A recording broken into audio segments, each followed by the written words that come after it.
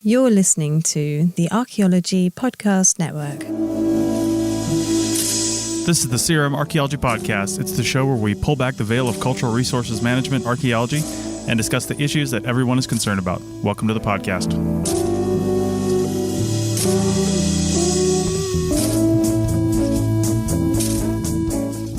Hello and welcome to the CRM Archaeology Podcast, episode 266 for June 14th, 2023. I'm your host, Andrew Kinkella. On today's show, we talk about your host, Andrew Kinkella. It's all about me and my life in CRM. So, prepare to laugh, prepare to cry, and prepare to maybe learn something, because the CRM Archaeology Podcast starts right now.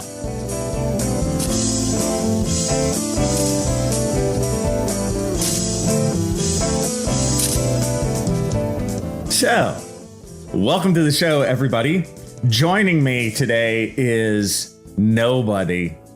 Yeah, I am solo and going it alone. So, if you're a fan of Chris or you're a fan of Bill, you might be a fan of Doug, or you might be a fan of Heather. No, not for you today. Just me. So why am I going to do this? Well, every so often, the co-hosts, we might need a moment where we can't record. And Chris couldn't quite make it today. So I thought, you know what? I'll just do a solo show. And I hope in the future that some of the other co-hosts do this as well. And what I'm going to do is just go through my experiences in CRM archaeology. It's a chunk of my life that has a fairly precise beginning, middle, and end. And I thought we could just go through it and learn as we go. I'll point out good things that happen to me, bad things that happen to me, and kind of what I learned from it as I went through this experience. I really do enjoy looking back on that time. And I know for a lot of us, we can be kind of grizzled and kind of negative about some of this stuff. And you know what I mean? But there are even parts that I miss, and I am not here to say that CRM has left my life forever, because I think, honestly, it probably hasn't. Because if we look at jobs, there is going to be a lot more jobs in the coming decade in CRM and ever less in academia and in that part of the world. So just to jump in, what is my life in CRM? Well, I would divide it up into three chunks. The first chunk was at the end of my bachelor's degree experience, and I'll give the years of this too, because sometimes it actually matters. I graduated in 1995 with my bachelor's from UC Santa Barbara. And even by then, I'd had some experience, and it was largely because of a professor of mine who taught CRM-focused archaeology classes. He had a field school that was on Saturdays only. And so for my own students, I've copied a bunch from how he taught. So I got that skill set in college, which was really something that gave me a push forward or an edge on other people. I also worked in the archaeology lab on campus, and this was a CRM angled one. I got paid while I worked in the lab. So me and my fellow students got this really, really good experience. On top of all that, the university at the time was connected to some projects that were basically CRM projects. So the students could kind of work into that world. So after I graduated, I was able to get jobs just based on connections I'd made in class. So that was really great. And that was my sort of first stage of CRM, which was the learning of that stuff. And then my first jobs. Now, I sort of marked this my first stage out of three because I had a lot of downtime. So this is in the years when I'm in my, early to mid 20s. I was a lifeguard at a local swimming pool. I had just sort of odd jobs, the kind of jobs you have right out of college. But every so often I would get like a 2-week CRM gig. And in that time, it was largely at like local military bases. The gig, I think my first gig, it's so funny, I can't remember my first job, but I think it was at Vandenberg Air Force Base, which is, for those of you who don't know, maybe an hour north of Santa Barbara. And a while after that, I also got a job at Camp Pendleton, which is the military base down by San Diego. It's just north of San Diego. So my first forays into CRM were on big projects and excavation, shockingly enough. You're like, what? Because usually, or often I should say, I think we get into CRM, we get hired, and then our first job is monitoring or something like that. So I kind of went in a backwards way. I was on big projects that were full on excavations. It was very much into shell midden and that kind of thing. It was long, backbreaking work. And I remember doing as much as a meter a day, which is crazy, 10 centimeters at a time. And at the end of the day, digging a meter, it was hot, tiring. I remember at the end of my first day, I just collapsed into my hotel room, basically. I remember falling asleep at the foot of the bed. I was actually sitting on the floor at the foot of my bed, kind of watching TV, and I just fell asleep for hours, just sitting with my head on the side of the bed. So I was really exhausted. But as you guys know, you get into it, you get into the groove. And I really liked in those early days that I was able to sort of learn the skill set and also get over some of the fears. I remember being so afraid my very first day on the job, like, oh my God, I don't know enough. Oh my God, am I going to be able to handle this? But fairly quickly, I realized, okay, this is very doable. As I think many of us do. We kind of survey the scene, right? And you go, okay, I fit in here, because unfortunately, sometimes you'll see fellow crew members who are maybe not that with it, and not that professional. And that's the first thing I learned. Be a good employee. Do the basic stuff, like get there on time, be clean. Now, I know you don't have to wear a tuxedo, right? We know that, but like, be presentable. You know what I'm saying? Shave sometimes. You know what I'm saying? Be ready for the job, right? Have enough water to drink. Have your lunch ready. Have your paperwork. Have a good idea of where the day is going to take you and be ready for that day.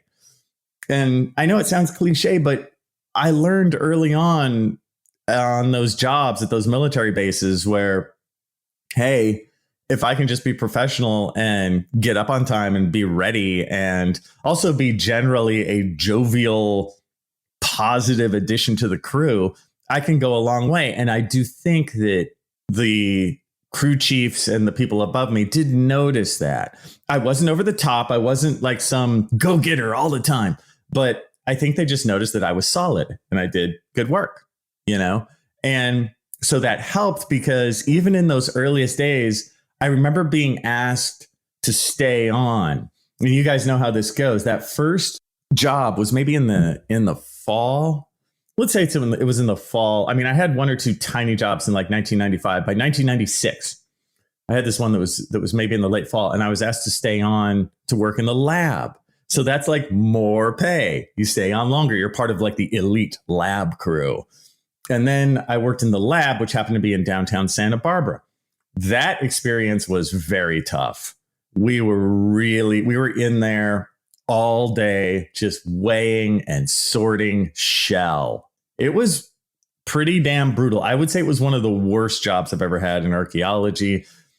Oddly, it was one of those companies where they had barely any basic field people like me and my friends. There were only 4 of us in the lab.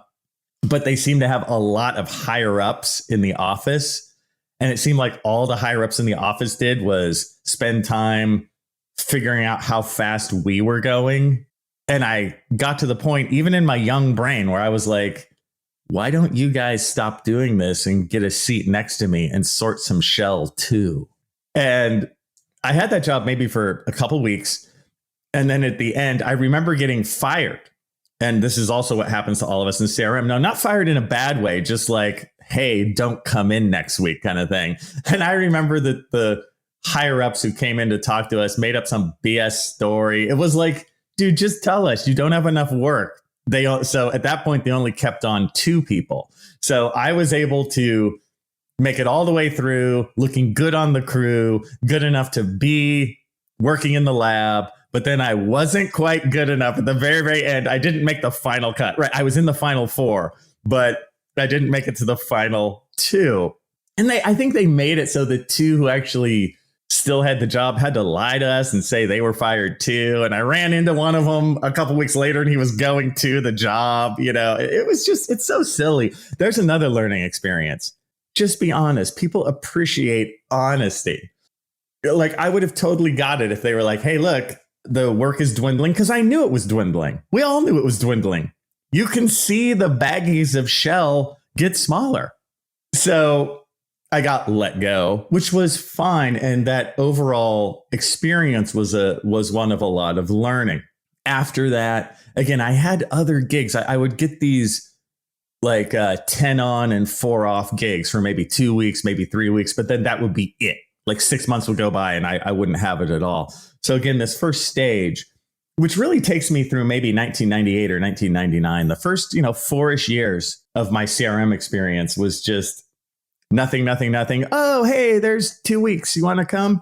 But it was a time of learning. I remember going out to Blythe, which is on the border of California and Arizona, on a survey. So this wasn't excavation. I'd already done that in the CRM world, and that's great. So now I got to do survey in the CRM world.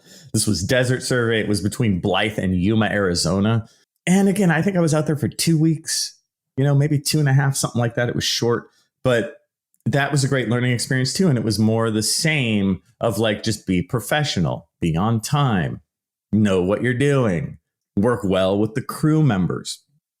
I really, again, learned a lot on that. How to even just pace yourself in a desert environment. You have to kind of come up with that pace that I think we all know who have done it. You can't start out super fast. You will just wear yourself out. You start to learn how to conserve your body in various CRM worlds. So after that, I got to the point in my life where I'm like, you know what? I think I'll stay in this world. I think I'll get a master's degree. And so I started my master's degree right around that time too.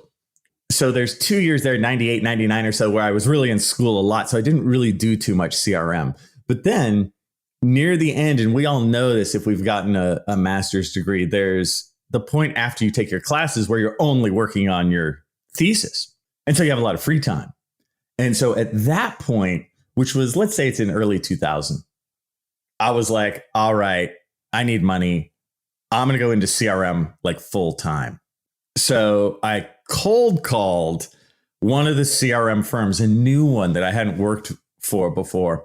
By that point, I'd worked for several firms, and I kind of knew that I preferred small firms to big ones at that point in my career.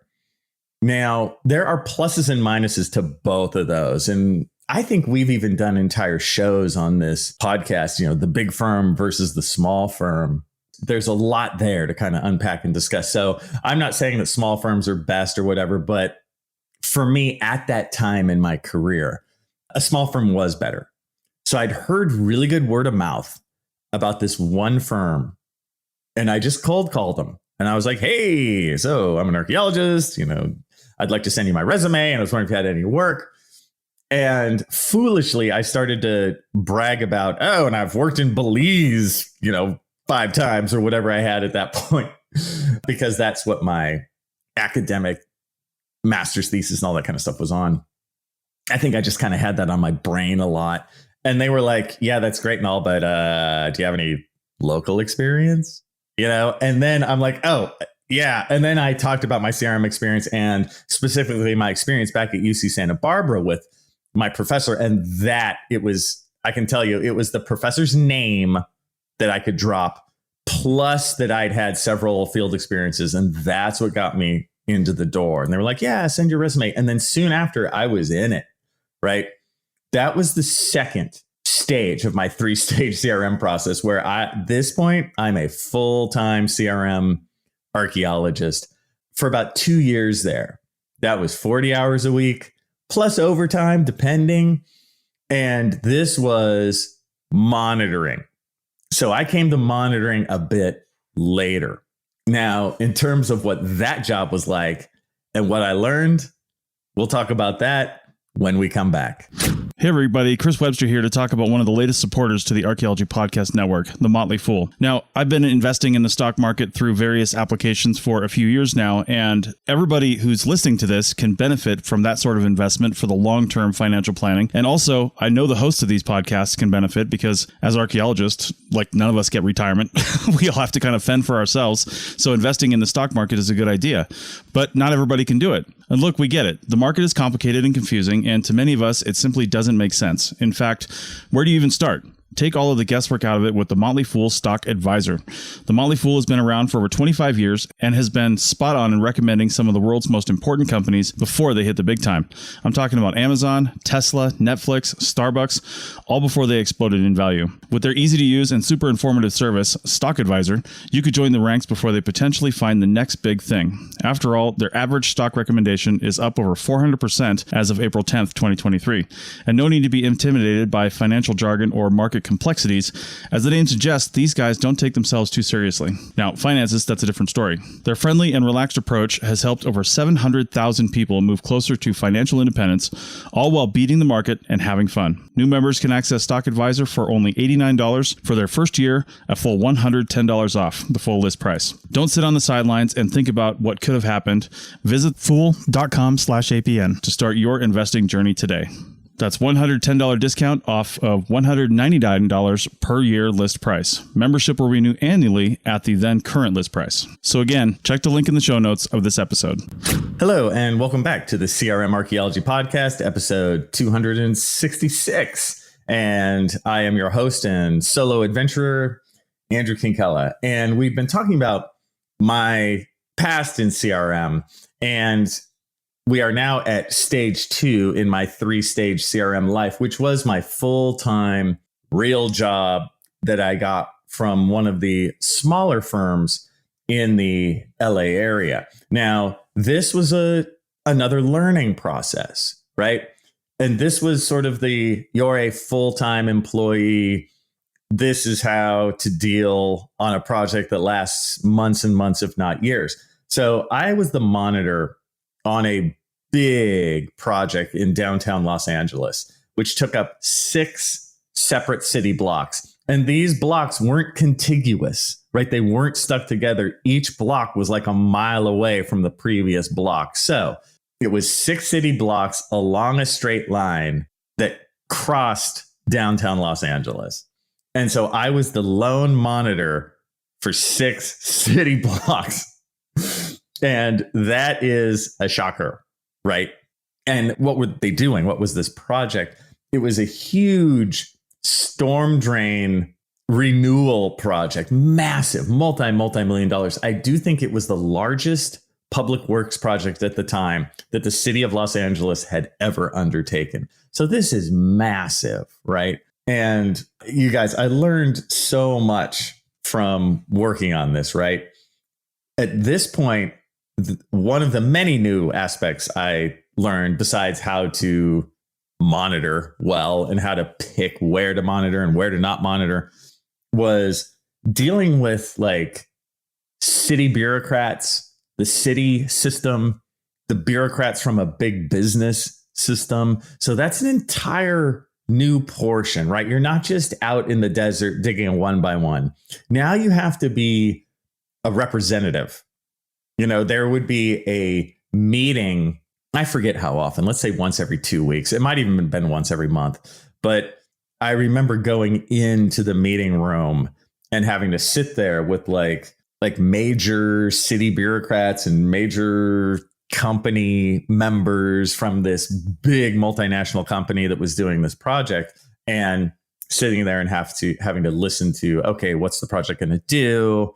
Where are we going forward? How far behind are they? They're always behind like 40 days or 50 days or whatever. That's just par for the course. But that was a learning experience too. And that was like, again, be professional. Now you can come into those. You're going to need your like orange vest and hard hat and all that stuff. You're going to need it during the day. But I would make sure to wear better clothes underneath my hard hat and orange vest. You know what I mean? Again, not my tuxedo, but hey, I'm wearing like a button down shirt that I can also deal with in the field, or I'm bringing something in my car to kind of have a quick change in my car to just at least wear a better shirt. Hey, I'm wearing my good jeans, you know, hey, I make sure I'm shaved and that kind of stuff just to look presentable, because you'll find in meetings like that, so often people listen with their eyes, you know, and just if you look professional, it really gives you a leg up. So there were aspects of that job. Again, it went on for the better part of 2 years that were tedious, brutal. You guys know how it is. It's like just another day. And I'm watching huge equipment dig this hole where there's just not going to be anything. And you have to figure out at that point just how to keep yourself going and how to stay positive. And I don't mean over the top positive. I just tell jokes to myself. I find, and I think I'll touch back on this, that you have to have a focus. You got to kind of know where you're going in the grand scheme of things. So if you have something that feels kind of dead end, which monitoring can, let's be honest, you're out there and you're just watching. You're like, why am I here? What am I doing? It's not as bad if you're like, you know, well, I'm going to like go into this meeting at the end of the week with these bigwigs. I'm going to like learn more about how the city works. And I'm going to use all this knowledge later to get a higher up position in CRM or whatever it is for you, like your grand scheme plan. Do think big. I'm going to use all this knowledge to move myself forward. And where is that forward momentum? Where are you going? More on that later. So I'm dealing with these 6 city blocks, and thankfully, on any given week, they'd only be working at like 2 or 3 of the squares, not all 6 blocks. But I had to make choices. Like, where do I stand? Where's the most possible chance of artifacts coming up? And I will say that the record search didn't bring up much. This is downtown LA. The stuff's been all messed up for generations. But I did notice that one square was a bit closer to water, right? I think it was closer to the LA River or something. I can't remember. But I'm like, okay, that one. It's closer to water. Most likely sites will be there.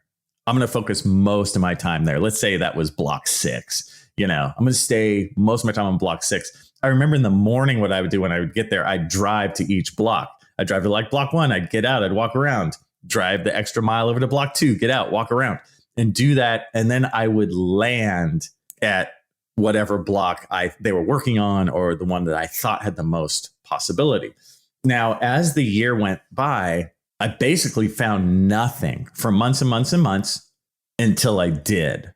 And when I would go to those meetings with the city planners and stuff, they would all joke at me and chide and be like, oh, Kinkella, what if you find anything? You're going to keep it on Antiques Roadshow? Huh? You're going to put it on Antiques Roadshow? And I'd be like, yeah, whatever, dude. But about, let's say 4 months in, I was watching them dig at like block 6. And they're taking up this dirt, and there's nothing, as there is every day, until a mono comes out and rolls down the back dirt pile. And of course, as those of us in this world know, my reaction wasn't like, oh, great. My reaction was, oh, no. So I put my hand up. I put my fist, to stop construction. You got to stop. The construction guy got out of his machine and got really pissed at me. But I don't fault him, because as we know who work in here, construction is all about time and going fast, and I'm messing up his time. But I was able to get the foreman over. I told him what was up. He understood. I blocked out my little 50-foot circle.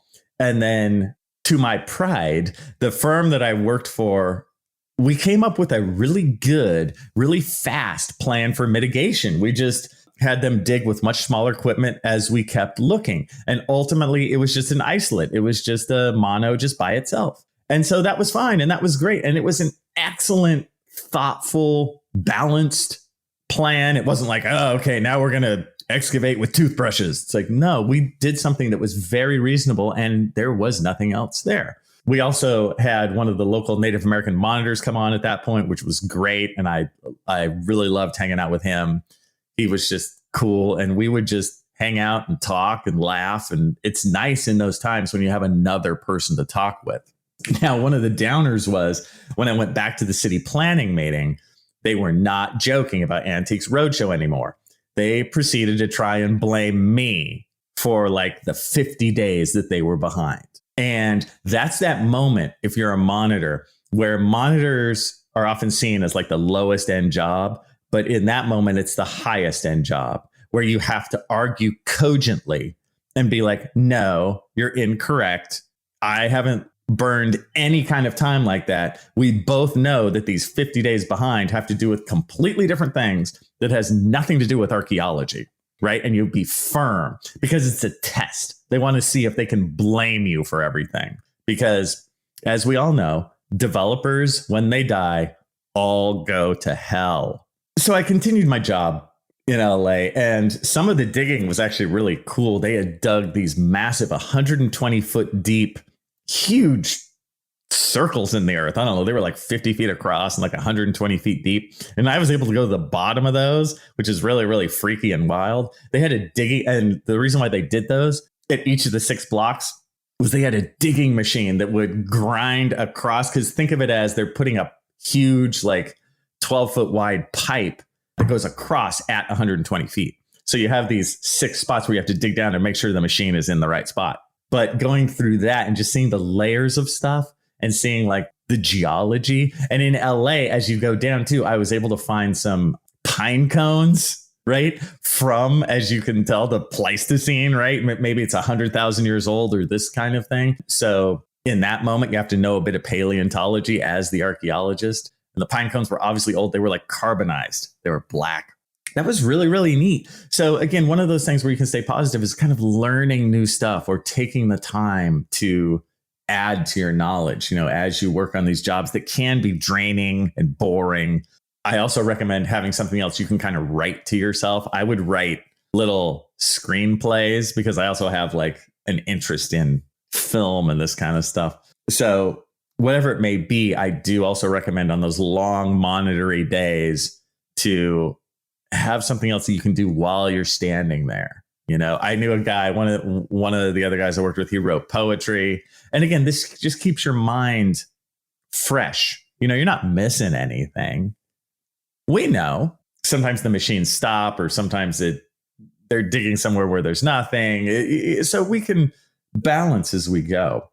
I remember 9/11 happened while I was on that job. And I remember the day I didn't go in to downtown LA, of course, because there were tall skyscrapers in downtown LA, and I was working kind of right there. It's just a moment that I remember from that job. Oh, the 9/11 day of staying home. So that took me to about, obviously 2001. By that point, I was just starting grad school for my PhD. And so right about then, I had to talk to my employers and be like, hey, I'm starting this PhD. I cannot work 40 hours a week anymore. And I've been doing it again for the better part of 2 years. And because I was a good employee, they were like, whatever, Andrew, will work with you. So at that point, I would go to school on Tuesdays and Thursdays, and I'd work CRM like Mondays, Wednesdays, Fridays. It was a schedule like that. I can't remember exactly, but that's what I would do. And I would have these little projects that I'd go on and work on and sort of help out with, similar to the downtown LA one. Some monitoring.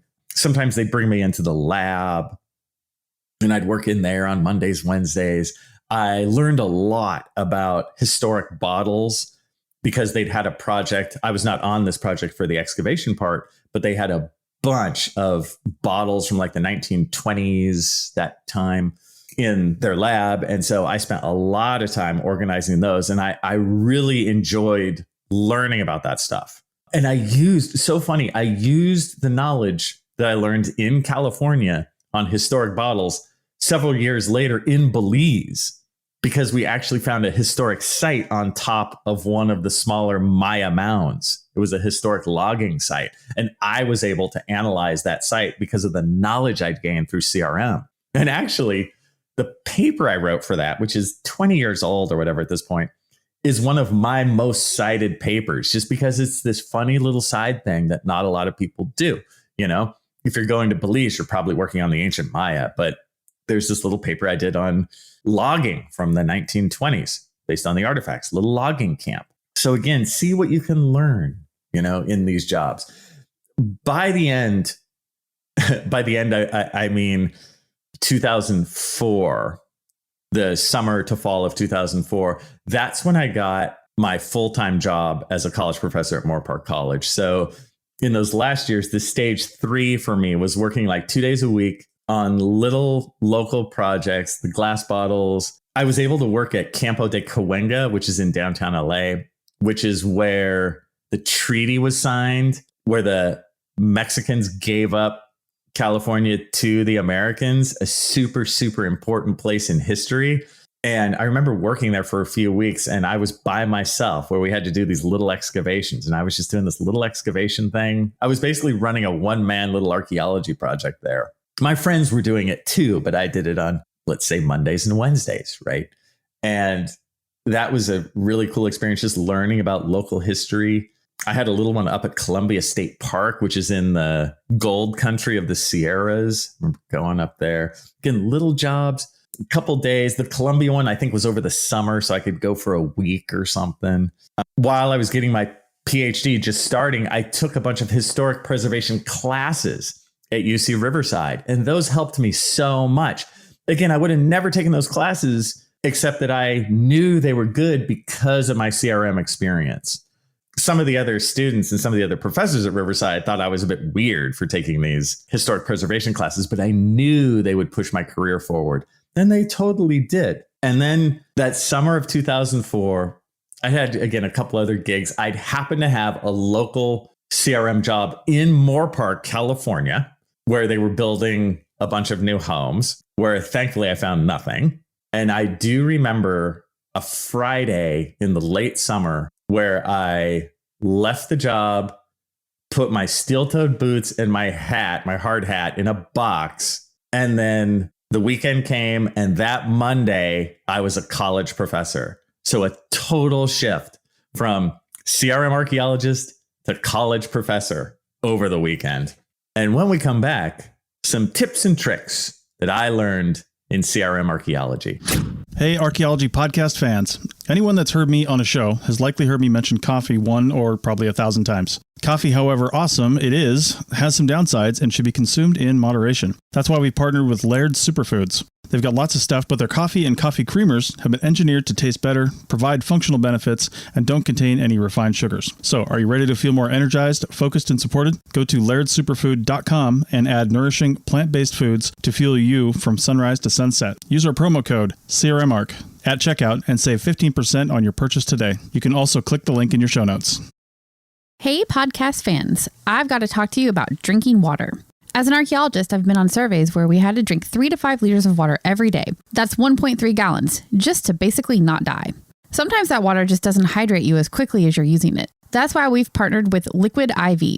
The small packets make it easy to take one with you to work out, or on any adventure. I like the strawberry lemonade and lemon lime ones the best. Just put 1 stick of Liquid IV into 16 ounces of water and get hydrated 2 times faster than with just water alone. And now with our partnership, you can get 20% off when you go to liquidiv.com and use the code CRMARC at checkout. That's 20% off anything you order when you shop Better Hydration today using promo code CRMARC at liquidiv.com. Hello, and welcome back to the CRM Archaeology Podcast, episode 266.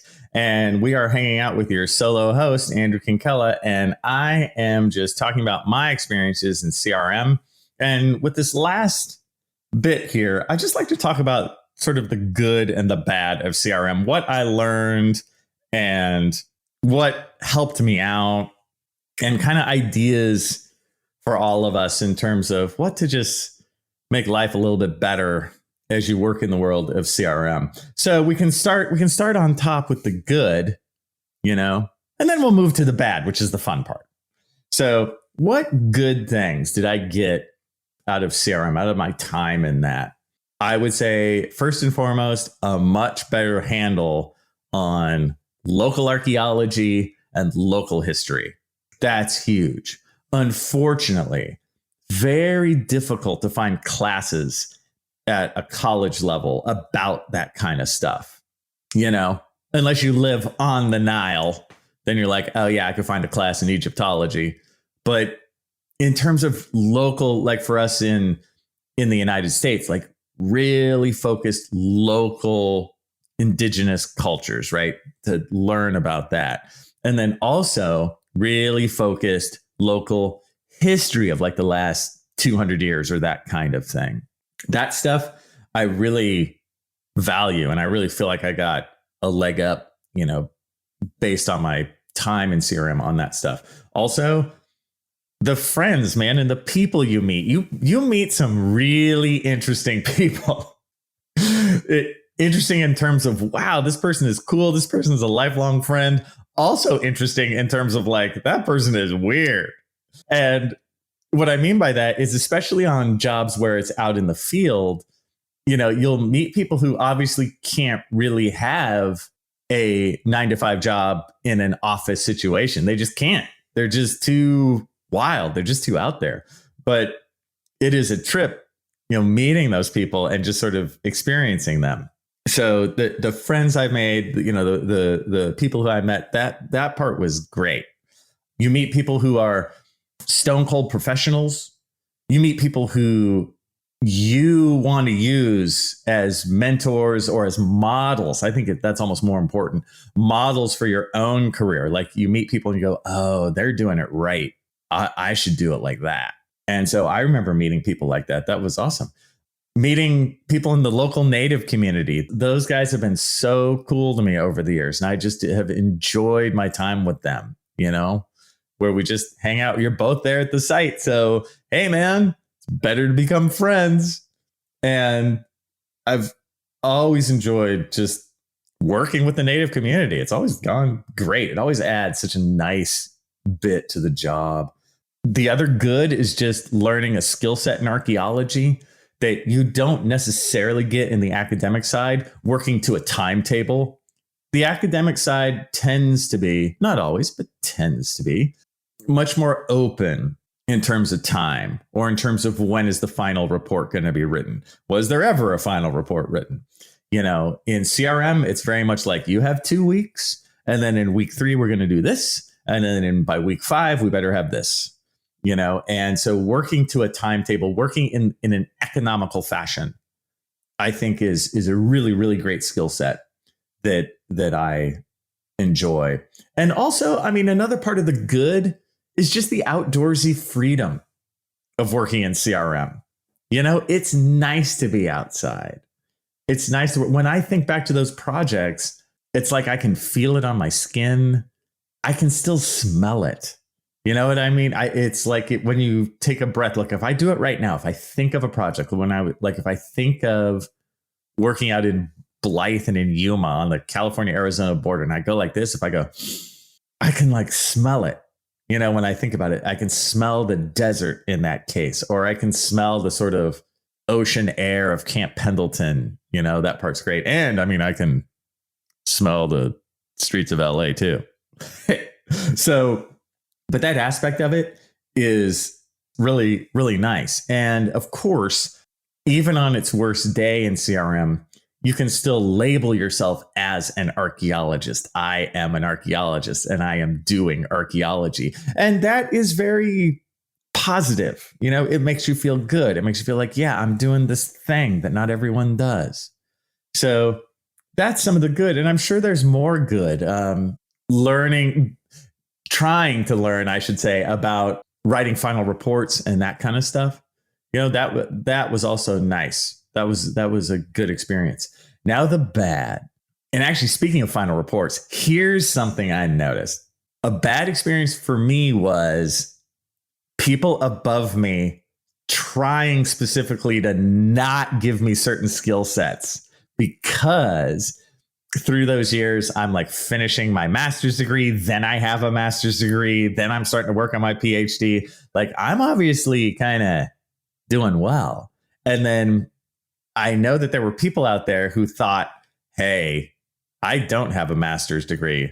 That guy does. If I give him this knowledge, then what do I have? He has everything, and I came up against that brick wall several times. Like I really wanted to learn the intricacies of like writing a final report, which I did bits and bobs of. I wrote like negative reports and stuff, and I helped a little on some others, but I wish I had much more experiences on that. The secret black art of bidding for a job. Oh, they would never tell me that, just because they didn't want me to start my own firm. So that was the negative part. Sometimes there's that silly, jealous, infighting crap.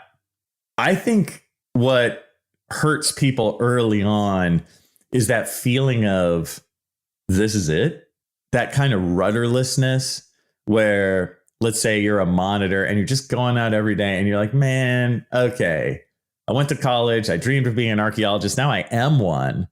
And what that equals is sitting here in this dusty diesel fume construction site, staring down at a hole where I know there's not going to be anything.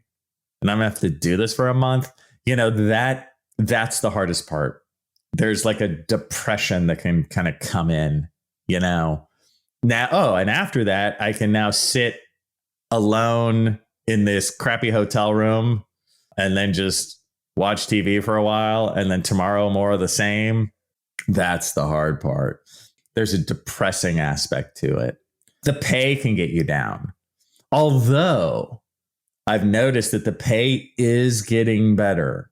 And I do think it will continue to get better in the next years, the next decade or so. So I'm guardedly optimistic about that. But man, back in the day, the pay was crappy. And now it's slightly not as crappy as before. It's better, but it's still, it still should be more than it is. So the pay can get you down. You'll see other people doing other things. You're like, dude, what am I doing?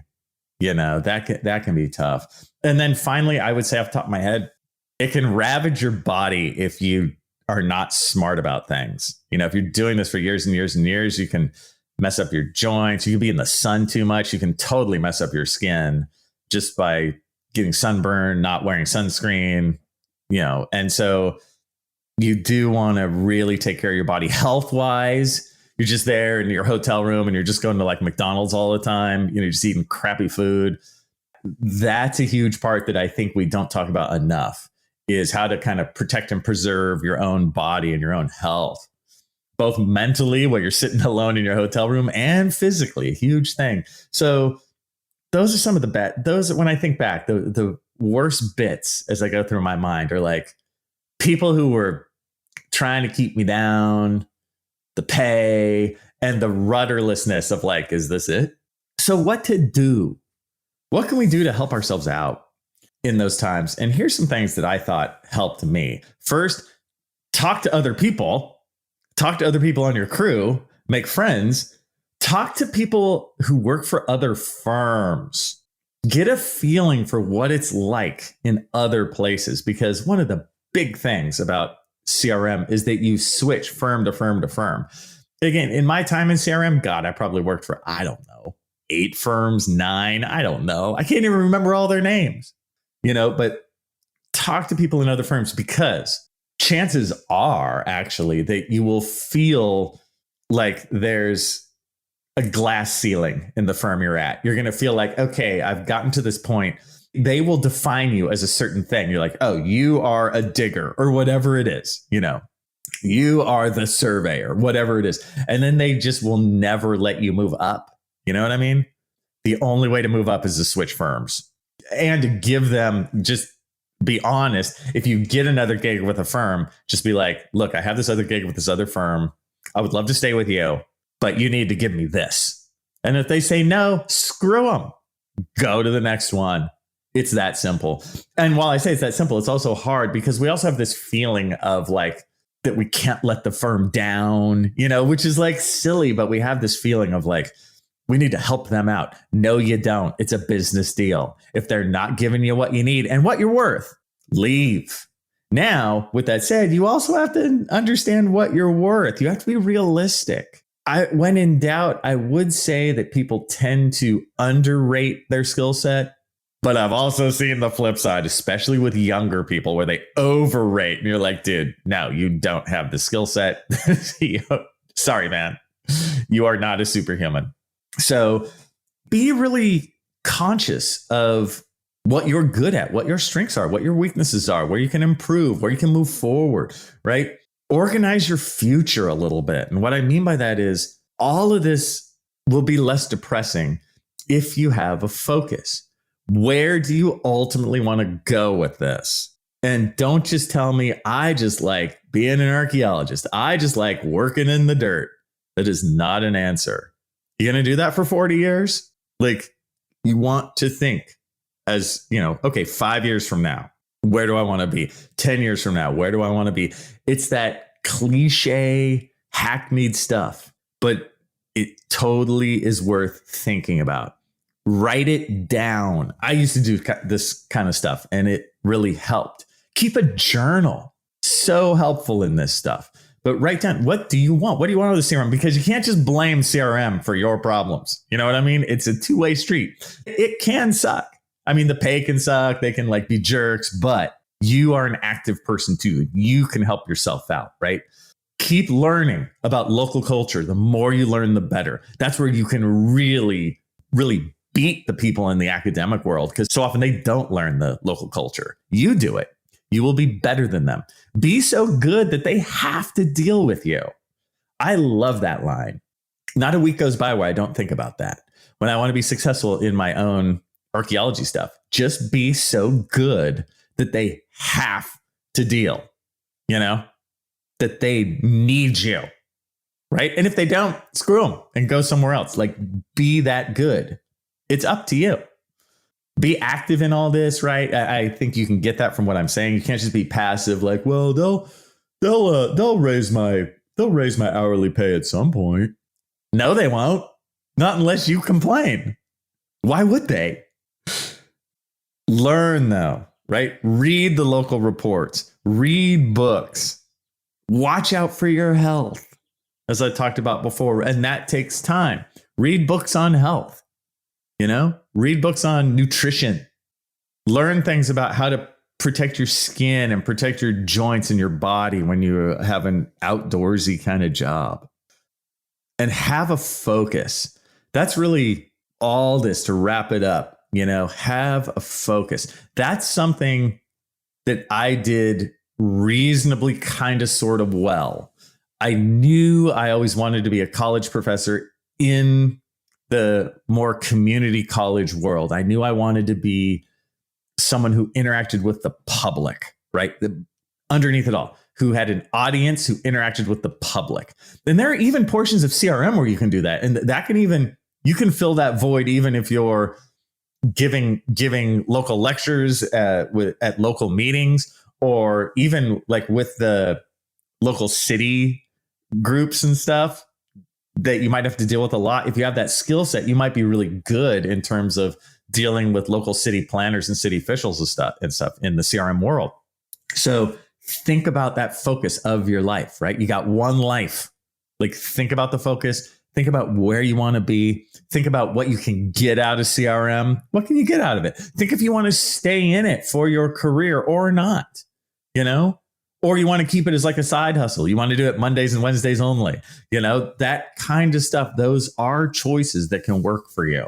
So with that, I hope this has been helpful for you guys. You can always get in touch with me if you have any questions on CRM or questions on my experiences. Actually, I find the best way to get in touch with me is to leave a comment on my YouTube channel. Kinkella Teaches Archaeology, because I see those comments all the time and I can just easily type back to you in that world. You can leave a comment on any of the videos. It doesn't even matter. I'll just see the comment and that's cool. With that, again, I hope this is helpful. I've enjoyed my time in CRM. I learned a lot, and I'm thinking that one of these days I might be back. with that, have a good day, my friends. That's it for another episode of the CRM Archaeology Podcast. Links to some of the items mentioned on the show are in the show notes for this podcast, which can be found at www.arcpodnet.com/CRMArcPodcast. Please comment and share anywhere you see the show. If you'd like us to answer a question on a future episode, email us. Use the contact form on the website, or just email chris@archaeologypodcastnetwork.com. Support the show and the network at arcpodnet.com/members. Get some swag and extra content while you're there. Send us show suggestions and interview suggestions. We want this to be a resource for field technicians everywhere, and we want to know what you want to know about. Thanks to everyone for joining me this week. Thanks also to the listeners for tuning in, and we'll see you in the field. Goodbye.